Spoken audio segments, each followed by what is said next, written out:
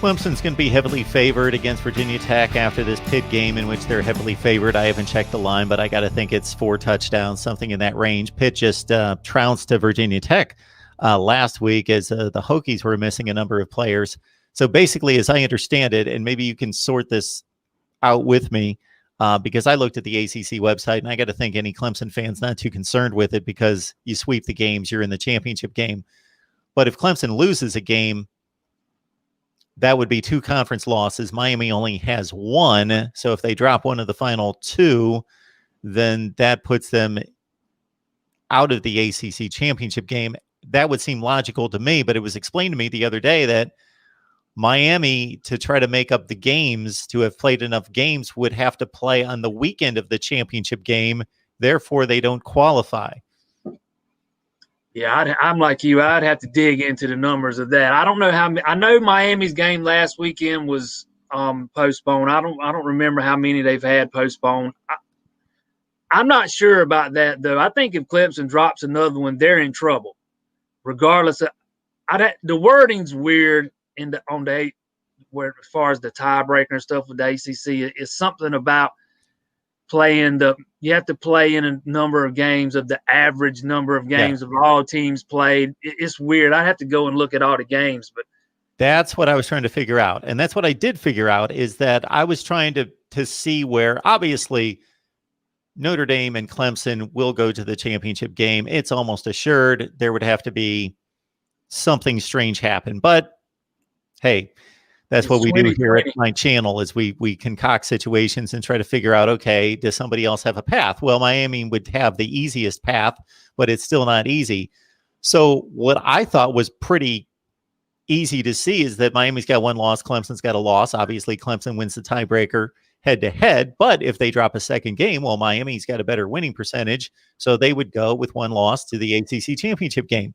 But then I told about this whole concocted situation where Miami would have to make up its game, and the first time it could make up its Georgia Tech cancellation would be championship game weekend. Therefore, that disqualifies them from the championship game. But then I read through the whole spiel about if you play at least within 1 game of the average of all the games that are played by the ACC teams, meaning I am digging way too deep on this.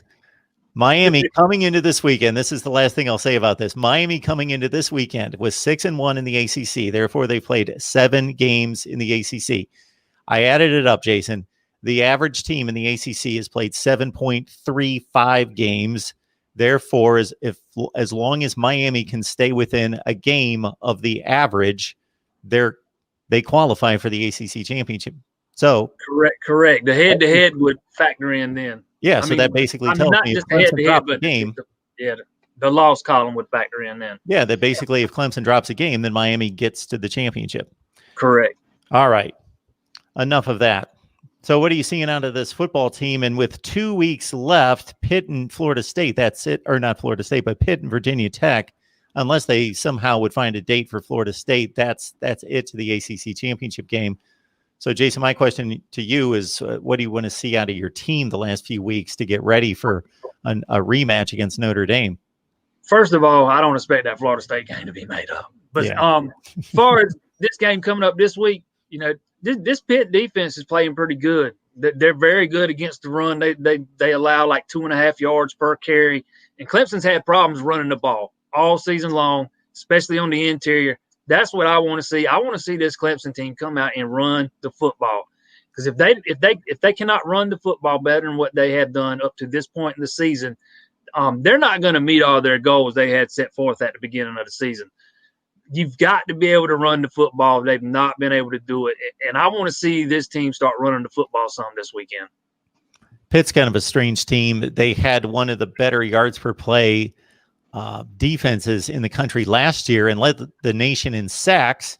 They started off the season in the same fashion, had one of the best defenses in the nation, #1 in sacks, then rode through a 4-game losing streak in which they lost Kenny Pickett. He came back and they put up 47 points against Virginia Tech. So they might be a little bit more dangerous than their 5-4 record. Yeah, I think the spread in this game's like 27 points or something like that. I can't remember for sure. I thought it was a little too high in my opinion, but that was just me. I think this Pitt team's pretty decent with Pickett at quarterback. Right, Jason, we appreciate you stopping by to talk Clemson. Join Jason on allclemson.com SI, and of course, lock it in here at Mark Rogers TV, the voice of college football. Hit that bell for the notifications. That way you know when we're going live. Jason, enjoy the game this weekend. All right, thanks, Mark.